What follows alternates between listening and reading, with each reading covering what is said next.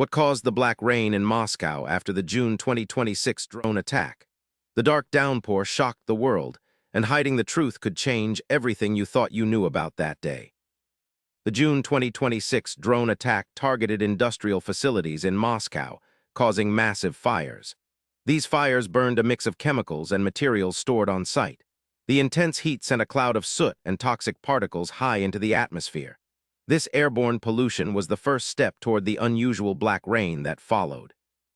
Normally, rain cleans the air by washing away dust and particles.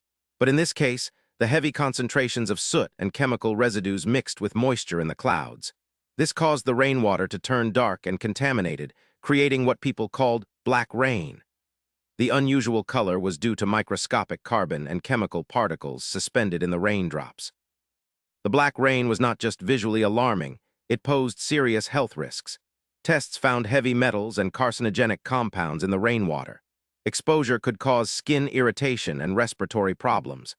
Moscow officials issued warnings urging people to stay indoors and avoid touching the rain-soaked surfaces until cleanup efforts began. The aftermath of the black rain lingered for months. Pollutants settled into the soil and waterways, affecting local ecosystems. Cleanup crews had to decontaminate affected areas to prevent further environmental damage. The event highlighted vulnerabilities in urban industrial safety and raised questions about the risks of drone warfare in populated areas. The black rain over Moscow was a dramatic and dangerous consequence of the 2026 drone attack. It showed how modern warfare can impact the environment in unexpected ways.